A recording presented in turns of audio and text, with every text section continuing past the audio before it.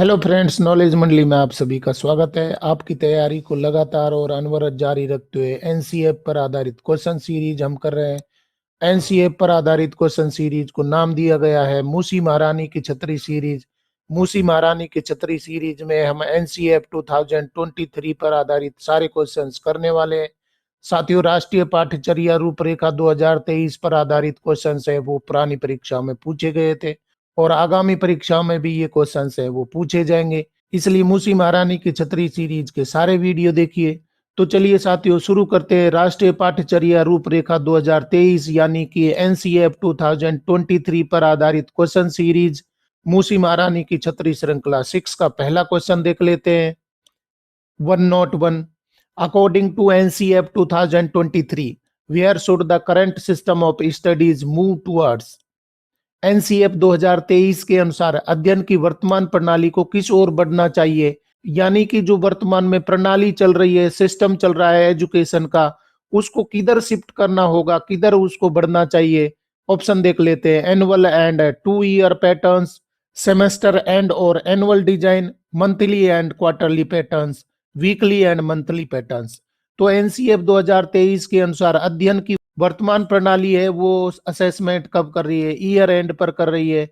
तो इसको कहाँ शिफ्ट करना होगा, जो पुरानी सिस्टम है या वर्तमान सिस्टम है उसको किधर ले जाना होगा हमें। सही उत्तर हमारा हो जाएगा बी हो जाएगा, सेमेस्टर और एन एनुअल डिजाइन, यानी कि सेमेस्टर सिस्टम की ओर वर्तमान प्रणाली को ले जाना होगा। जो बोर्ड एग्जाम पैटर्न है उसको कहाँ ले जाना होगा, शिफ्ट करना होगा, सेमेस्टर पैटर्न की ओर ले जाना होगा।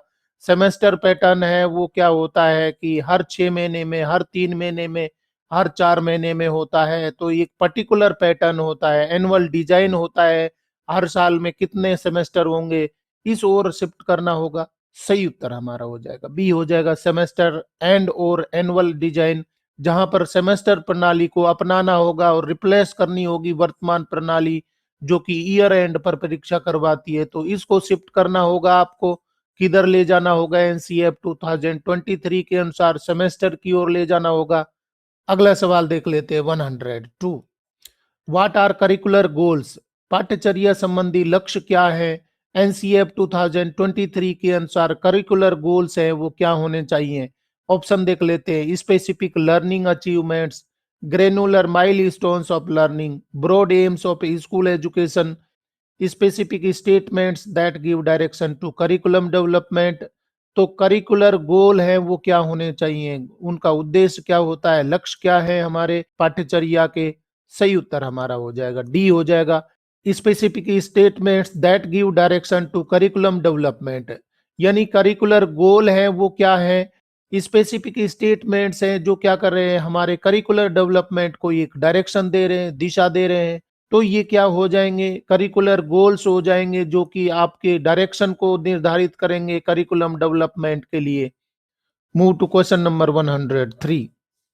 व्हाट आर द कॉम्पिटेंसीज, योग्यताएं यानी कि सक्षमताएं क्या होती हैं, इनको क्या कहेंगे, कॉम्पिटेंसीज को क्या कहेंगे, योग्यताओं को आप क्या कहेंगे। ऑप्शन हो जाएंगे। Specific learning achievements, granular milestones of learning, broad aims of school education, specific statements that give direction to curriculum development. तो योग्यताएं यानी कि सक्षमताएं क्या होती हैं। सही उत्तर हमारा हो जाएगा ए हो जाएगा, स्पेसिफिक लर्निंग अचीवमेंट्स। कॉम्पिटेंसीज है वो क्या है, आपके स्पेसिफिक लर्निंग अचीवमेंट्स है। एक विशेष लर्निंग अचीवमेंट को आप क्या बोल रहे हैं, कॉम्पिटेंसी बोल रहे हैं। सही उत्तर हमारा हो जाएगा ए हो जाएगा। नया सवाल देख लेते 104। What is the age range for students in the foundational stage. बिल्कुल छोटा सा क्वेश्चन है, परंतु इस प्रकार के क्वेश्चन है वो पूछे जाते हैं, पुरानी परीक्षाओं में भी पूछे गए थे। तो रसगुल्ला क्वेश्चन है वो आसान लगते हैं, परंतु उनके गलत होने के ज्यादा चांसेस होते हैं। फाउंडेशनल स्टेज में छात्रों के लिए आयु सीमा क्या है। साथियों, एनईपी ने पैटर्न अपनाया हुआ है, एक बिल्कुल लेटेस्ट पैटर्न अपनाया हुआ है, 5+3+3+4। तो ये पैटर्न अपनाया है जिसमें 4 स्टेजेज हैं वो बताई गई है। तो सबसे पहली स्टेज है जिसको नाम दिया गया है फाउंडेशनल स्टेज, उसके बाद में यहाँ पर प्रिपरेटरी स्टेज हो जाएगी, फिर मिडिल स्टेज हो जाएगी, सेकेंडरी स्टेज हो जाएगी। तो यहाँ पर पूछा गया है कि फाउंडेशनल स्टेज में छात्रों के लिए आयु सीमा क्या होगी। फाउंडेशनल स्टेज है वो सबसे पहली स्टेज को फाउंडेशनल स्टेज बोला है। तो इसमें एज ग्रुप कौन सा होगा, कौन सी आयु के बच्चे शामिल होंगे? ऑप्शन हमारे हो जाएंगे 3 to 5 years, 3 to 8 years, 5 to 8 years, 0 to 3 years। सही उत्तर हमारा हो जाएगा बी हो जाएगा 3 to 8 years।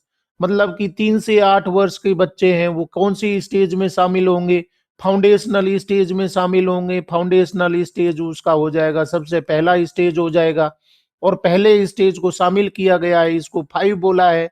तो ये पैटर्न है वो भी साथ में समझते चलिए। सही उत्तर यहाँ पर हो रहा है बी हो रहा है। नया सवाल देख लेते 105।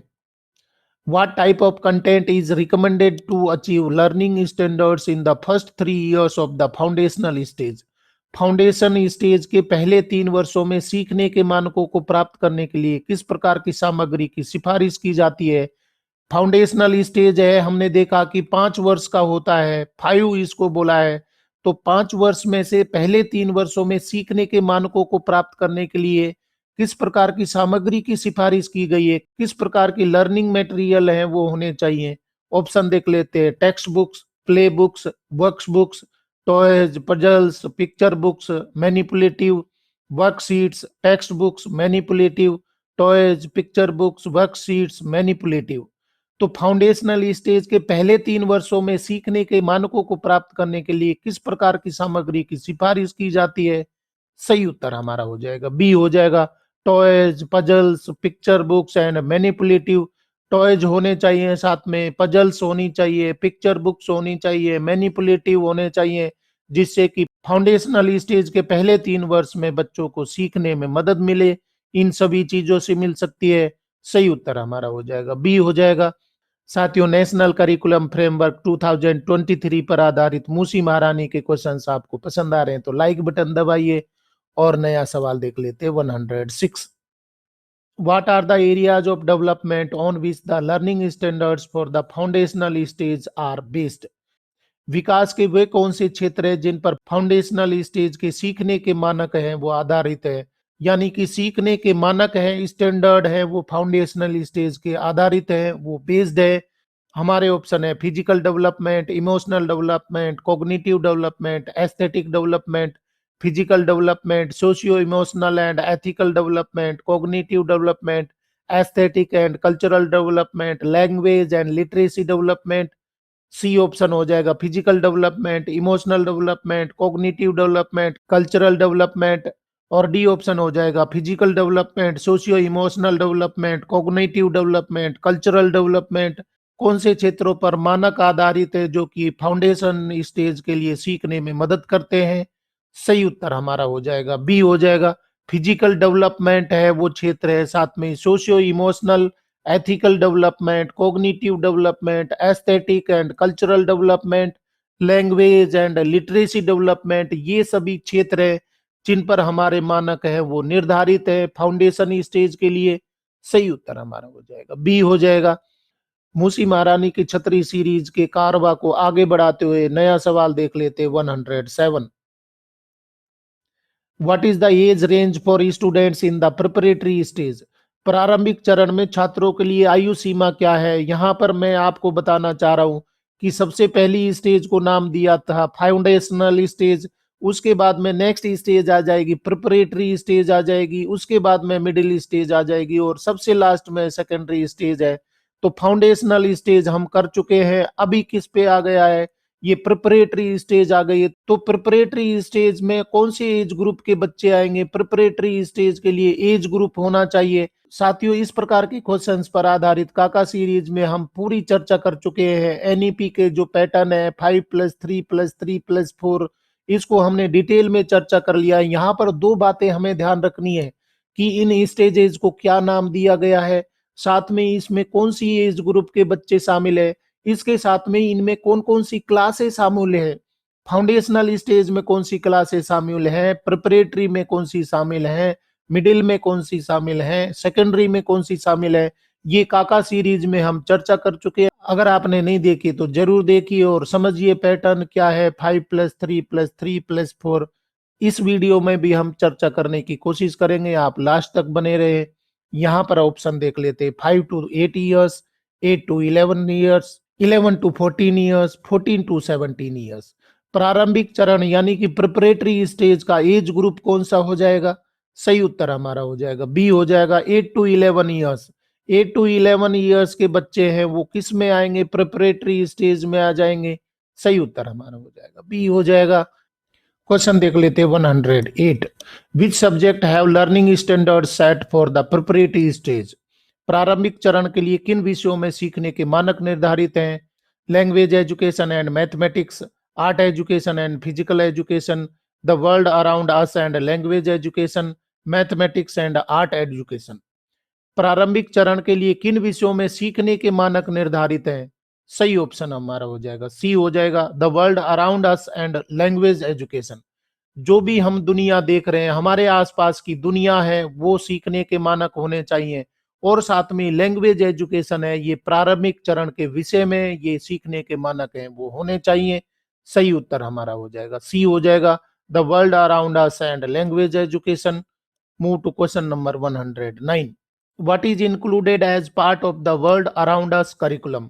द वर्ल्ड अराउंड अस पाठ्यक्रम के भाग के रूप में क्या शामिल है? वर्ल्ड अराउंड अस करिकुलम में क्या चीज शामिल होनी चाहिए? कौन सी चीज होनी चाहिए? ऑप्शन देख लेते हैं। Work and pre vocational skills, language education and mathematics, art education, physical education, the world around us and language education. The world around अस पाठ्यक्रम के भाग के रूप में कौन सी चीज है इस पाठ्यक्रम में शामिल होनी चाहिए? कौन से पाठ्यक्रम में शामिल होनी चाहिए? द वर्ल्ड अराउंड अस, जो हमारे आसपास की दुनिया है उसमें कौन से सब्जेक्ट हैं, कौन सी चीजें शामिल होनी चाहिए? सही उत्तर हमारा हो जाएगा ए हो जाएगा work and pre vocational skills. Work और प्री वोकेशनल स्किल्स हैं इसमें शामिल होने चाहिए। आपको पता है कि प्रिपरेटरी स्टेज है वो क्या होगी? प्राइमरी लेवल की होगी। तो प्रिपरेटरी लेवल में क्या होना चाहिए? पाठ्यक्रम में क्या होना चाहिए? उसके आसपास की दुनिया है उसके बारे में ज्ञान दिया जाना चाहिए। तो वर्ल्ड अराउंड अस पाठ्यक्रम में कौन सी चीजें शामिल होनी चाहिए? कार्य जो वो आसपास सीख रहे हैं, देख रहे हैं, कर रहे हैं, साथ में प्री वोकेशनल स्किल्स हैं वो उनको सिखाई जाए। सही उत्तर हमारा हो जाएगा ए हो जाएगा work and pre vocational skills. Question देख लेते हैं 110। How should the world around us TWAU be presented? The world around us TWAU को कैसे प्रस्तुत किया जाना चाहिए? तो ये शॉर्ट फॉर्म भी कई बार पूछ ली जाती है। TWAU का मतलब क्या है? तो ये TWAU अगर आपको आ गया तो समझ में ही नहीं आएगा कि यार ये किसका फुल फॉर्म हो गया। यहाँ पर TWAU किसका फुल फॉर्म है? The world around us.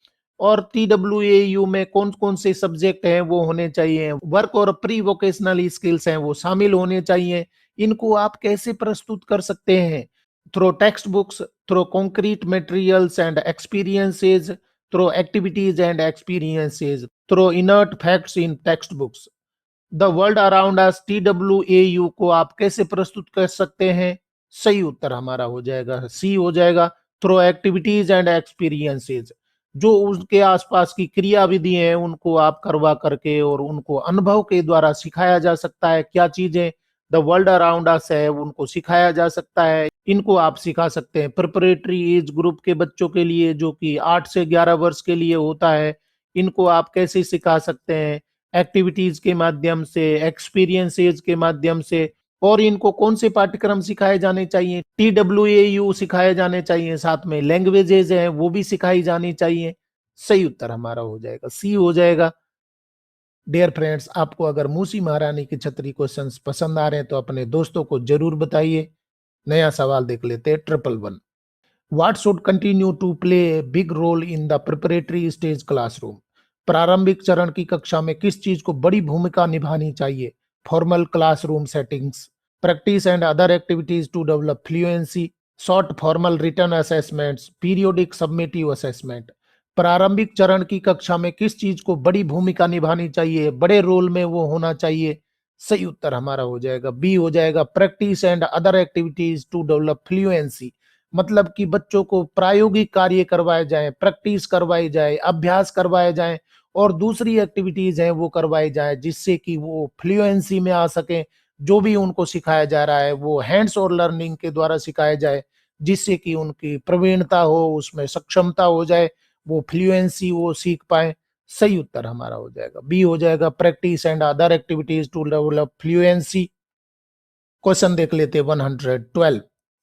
What should students be encourage to be in more formal classroom settings? छात्रों को अधिक औपचारिक कक्षा परिवेश में रहने के लिए क्या प्रोत्साहित किया जाना चाहिए? Active participants, passive observers, disengaged listeners, independent learners. छात्रों को अधिक औपचारिक कक्षा परिवेश में रहने के लिए क्या प्रोत्साहित किया जाना चाहिए? आप औपचारिक कक्षा परिवेश दे रहे हैं तो उनको कैसे प्रोत्साहित किया जाए, कौन सी चीज को प्रोत्साहित किया जाए? सही उत्तर हमारा हो जाएगा ए हो जाएगा, एक्टिव पार्टिसिपेंट्स, यानी कि बच्चों का इन्वॉल्वमेंट होना चाहिए जिससे कि वो औपचारिक कक्षा परिवेश बना सके और अच्छा सीख सके, अच्छा आउटकम उसको मिल सके। एक्टिव पार्टिसिपेंट्स आपको बनाना होगा, पैसिव लर्नर मत बनाइए, पैसिव लिसनर मत बनाइए कि आपकी क्लास में सिर्फ आप ही बोल रहे हो।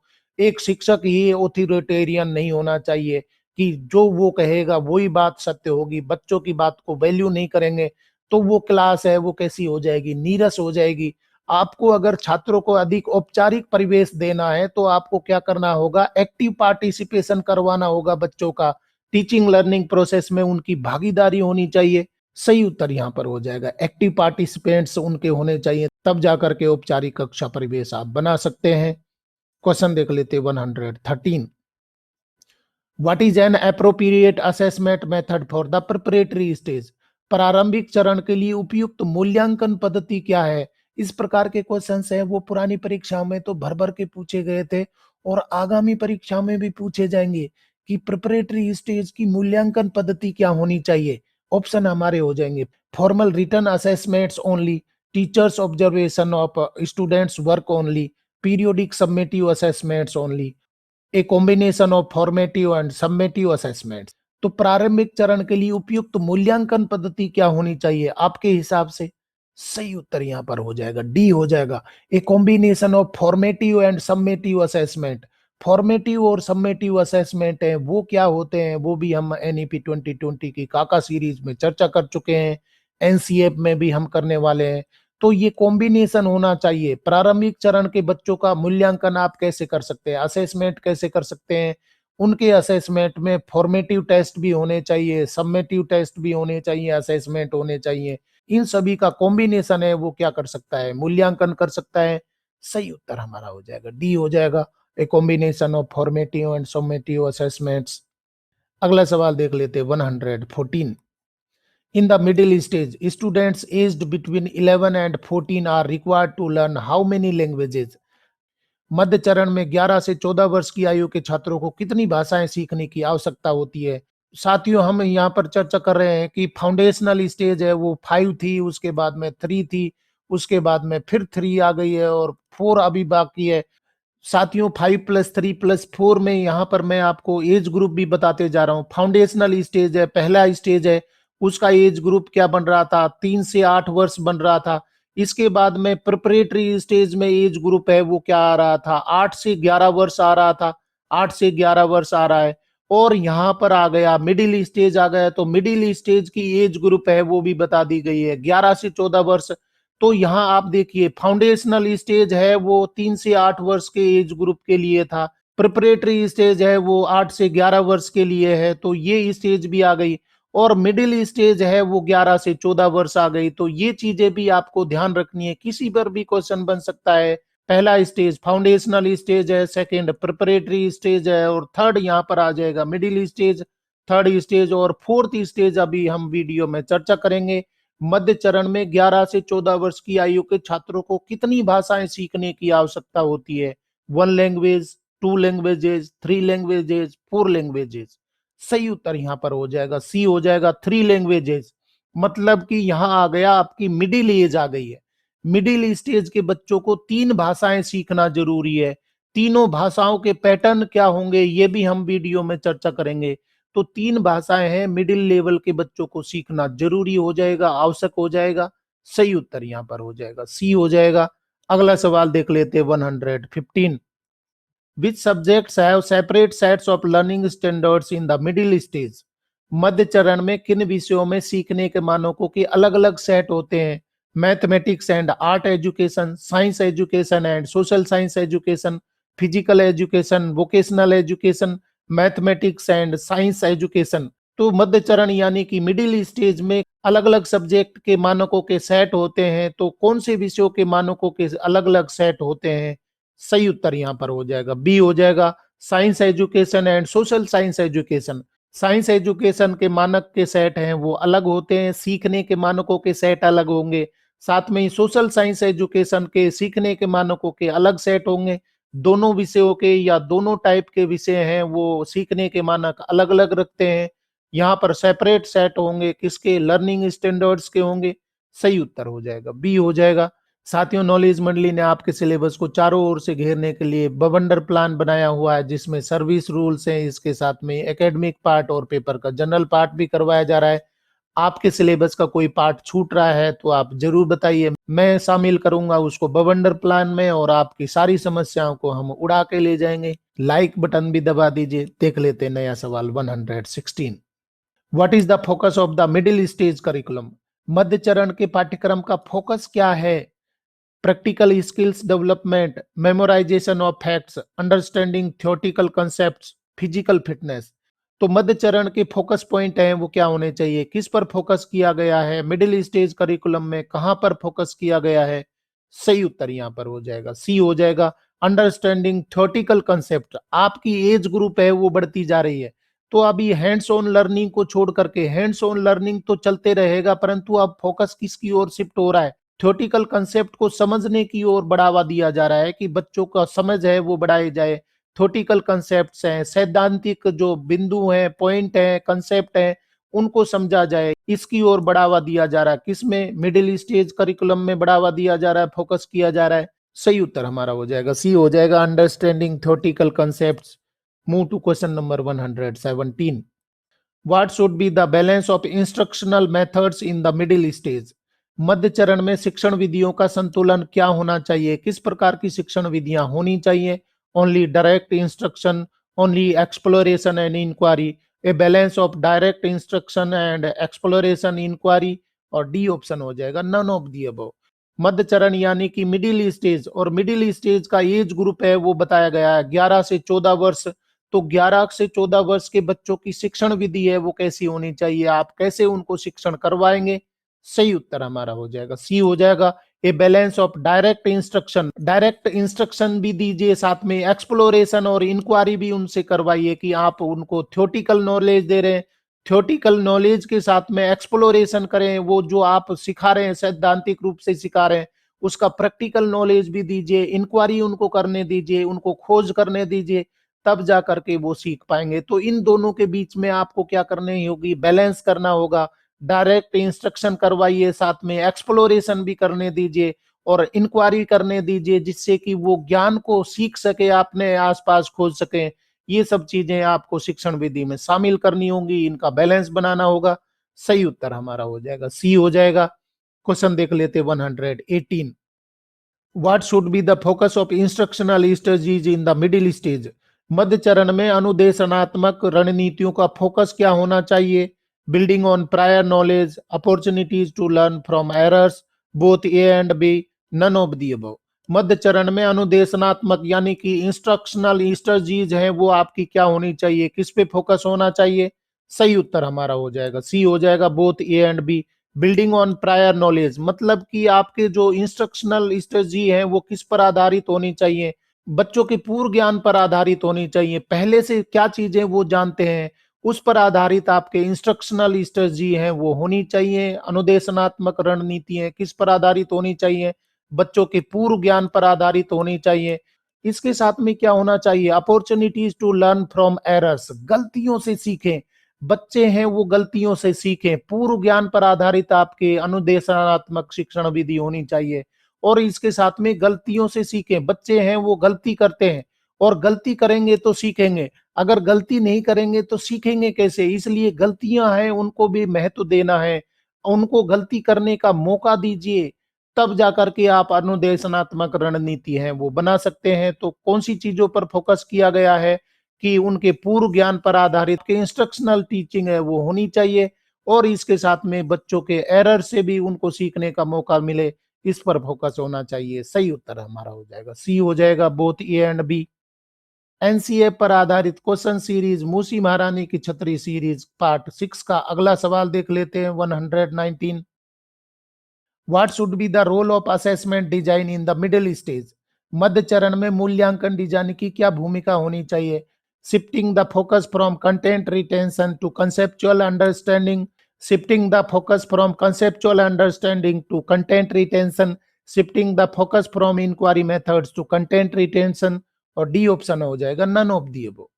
सही उत्तर हमारा क्या हो जाएगा? सही उत्तर यहाँ पर हो रहा है ए हो रहा है, shifting the focus from content retention to conceptual understanding. ये बहुत बड़ी बात बताई गई है कि कंटेंट रिटेंशन के बजाय कंसेप्चुअल अंडरस्टैंडिंग की ओर नॉलेज को बढ़ाना है, असेसमेंट को बढ़ाना है। कि आप ऐसा नहीं करें कि सीधे क्वेश्चन मत पूछिए, असेसमेंट का जो पैटर्न है उसको बदलिए कि ऐसा नहीं है कि सीधे आंसर निकले, मेमोराइजेशन को बढ़ावा दे, इस प्रकार का असेसमेंट है आपका नहीं होना चाहिए। सीधे क्वेश्चन पूछ लिया जाता है कि भारत की राजधानी क्या है, तो उसको याद रखना पड़ेगा, कंटेंट रिटेन करना पड़ेगा। वहां पर कंसेप्चुअल अंडरस्टैंडिंग नहीं हो रही है, समझ नहीं बढ़ रही है, सिर्फ क्या हो रहा है, मेमोराइजेशन हो रहा है, उसकी मेमोरी है या रोट लर्निंग को बढ़ावा दिया जा रहा है। तो कंटेंट रिटेंशन के बजाय कंसेप्चुअल अंडरस्टैंडिंग की ओर हमारा क्या होना चाहिए, असेसमेंट डिजाइन होना चाहिए। किसके लिए? मिडिल स्टेज के लिए होना चाहिए। सही उत्तर हमारा हो जाएगा ए हो जाएगा, shifting the focus from content retention to conceptual understanding. और साथियों देख लेते हैं नेशनल करिकुलम फ्रेमवर्क पर आधारित मूसी महारानी छतरी सीरीज 6 का अंतिम question 120। What should be the constant focus within each curricular area? प्रत्येक पाठ्यचर्या क्षेत्र में निरंतर फोकस क्या होना चाहिए? Content retention, conceptual understanding, fluency in the methods of inquiry, और डी ऑप्शन हो जाएगा नन ऑफ दी अबव। पाठ्यचर्या क्षेत्र में निरंतर फोकस बिंदु क्या होना चाहिए आपका? कौन सी चीज पर लगातार आपको ध्यान रखना होगा, फोकस करना होगा जब आप करिकुलर एरिया के बारे में बात कर रहे हैं? सही उत्तर हमारा हो जाएगा सी हो जाएगा, fluency in the methods of inquiry. मतलब कि मेथड्स ऑफ इंक्वायरी की फ्लुएंसी में आपको निरंतर क्या ध्यान रखना होगा, करिकुलर एरिया है उस पर फोकस करना होगा कि फ्लुएंसी आए बच्चे को जब वो इंक्वायरी कर रहा है। ऐसा नहीं है कि वो इंक्वायरी करते रह जाए और उससे कोई ज्ञान नहीं मिले, वो सीख नहीं पाए, वो लर्निंग नहीं कर पाए। तो फ्लुएंसी होनी चाहिए किसमें? मेथड्स ऑफ इंक्वायरी में होनी चाहिए। इस बात को आपको ध्यान रखना पड़ेगा करिकुलर एरिया डेवलप करते समय। सही उत्तर हमारा हो जाएगा सी हो जाएगा, fluency in the methods of inquiry. इस तरीके से साथियों मूसी महारानी की छतरी सीरीज पार्ट 6 के अंतिम क्वेश्चन तक हम पहुंच गए हैं। अभी तक हमने एनसीए पर आधारित 120 क्वेश्चंस हैं कंप्लीट कर लिए हैं, और इसके साथ में एनईपी पर ये कंप्लीट सीरीज है, काका सीरीज अवेलेबल है। काका सीरीज में लगभग 600 क्वेश्चंस हैं मैंने शामिल किए हैं। आप सभी क्वेश्चंस को देखिए और समझिए। यहाँ पर एनसीए पर आधारित क्वेश्चंस हैं उनको भी देखिए और अपने नोट्स प्रिपेयर कर लीजिए, क्योंकि ये क्वेश्चंस हैं पुरानी परीक्षाओं में भर भर के पूछे गए थे, जैसे कि DCAC, principal, vice principal, SO, ASO, UDC, PGT, TGT, PRT, warden in, EMRS, NVS, KVS, D triple CTET, REET and other examinations. साथियों नॉलेज मंडली ने आपके सिलेबस को चारों ओर से घेरने के लिए बवंडर प्लान बनाया हुआ है, जिसमें सर्विस रूल्स है, एकेडमिक पार्ट और पेपर का जनरल पार्ट भी करवाया जा रहा है। अगर आपने बवंडर प्लान के वीडियो नहीं देखे हैं तो जरूर देखिए और अपने सिलेक्शन को निश्चित करवाइए। आज के क्वेश्चन पसंद आए हैं तो लाइक शेयर करें और चैनल को सब्सक्राइब करना तो बहुत ही जरूरी है, क्योंकि नॉलेज मंडली is the right choice. Thank you very much.